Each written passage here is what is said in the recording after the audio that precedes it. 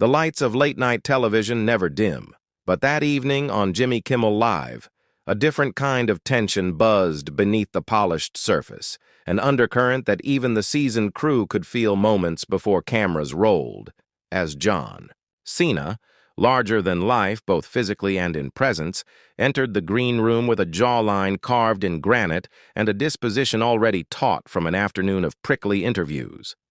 Walking into the studio like a man carrying both his own legend and the weight of expectations too sharp to bear, while Jimmy Kimmel, ever the sardonic host, adjusted his tie backstage, having caught wind from a producer about Cena's less-than-flexible mood, which instantly triggered the part of Jimmy that thrived on poking the bear, testing the lines between jest and jab, always playing to the rhythm of ratings and reaction.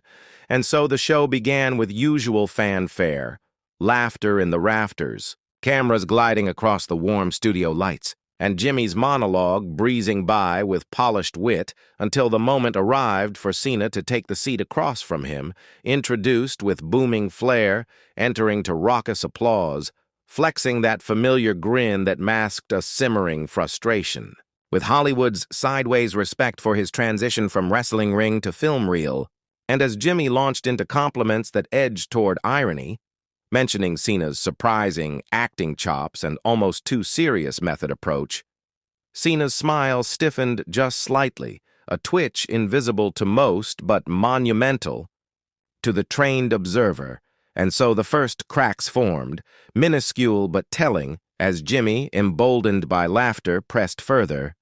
making a passing joke about the Fast and Furious franchise being more about testosterone than talent, at which Cena chuckled, tight, hollow, but replied with a passive-aggressive jab of his own about late-night hosts hiding behind cue cards and writers, and there it was, the spark, the ignition point. As Jimmy leaned in, surprised, a glint in his eye signaling he was ready to play, matching Cena's veiled critique with one of his own about Cena's Instagram being motivational poster. Meets midlife crisis, a line that got a huge laugh from the crowd but pushed Cena's composure near the brink, his shoulders squaring ever so slightly, as he responded, not with humor, but with a calm, firm tone, noting that real strength isn't in tearing others down for ratings, but in building something that endures, which might have been a fine moment of insight had it not been followed by Jimmy chuckling and miming a tiny violin, and that mocking gesture, harmless as it might have seemed, lit the fuse that Cena had spent all day trying not to ignite, his reply turning icier, less performer, and more person, reminding Jimmy that while he plays pretend at understanding toughness, Cena has lived it, and while the audience chuckled nervously, unsure if the banter was a bit or something more real, Kimmel leaned back, smiling smugly, tossing one last comment about how some actors forget they're not actually saving the world, a line that pierced through Cena's armor more deeply than expected,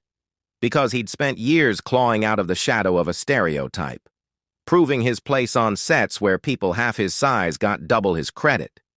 And something about that dismissive tone broke protocol, pushed him past the boundary of media-savvy guest and into the rare territory of unfiltered authenticity, so Cena stood, abrupt, imposing, yet controlled, took off his mic, handed it to the stagehand, and with a measured glance that carried both disdain and sadness, told Jimmy he didn't come to be mocked under the guise of humor, and if respect was off the table, so was his presence, walking off stage as gasps and murmurs flooded the studio, leaving Jimmy blinking momentarily, unsure if he'd gone too far or struck TV gold, while backstage, producers scrambled, damage control on their minds, and publicists already typing statements about misunderstandings, tone, and mutual admiration, even as the footage went viral within hours, dissected on Twitter, clipped on TikTok, turned into memes and think pieces about the intersection of masculinity,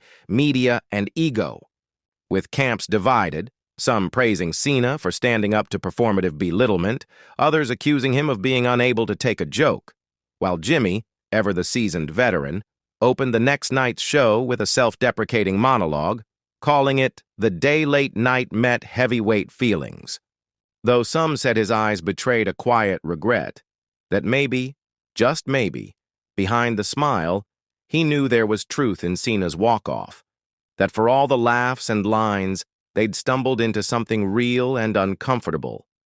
The friction between identity and entertainment, between legacy and leverage, and while no official apologies were exchanged, and both camps spun the incident as a moment of passion, the fallout lingered, altering how celebrity interviews were approached, how late-night hosts measured their ribbing, how authenticity became both weapon and shield in the circus of public image. And for Cena, who disappeared from the spotlight briefly after that night, the incident marked a pivot.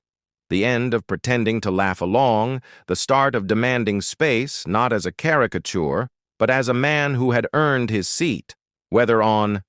a stage, a set, or at a table where ego and art collided under the unflinching gaze of an audience that never truly stops watching.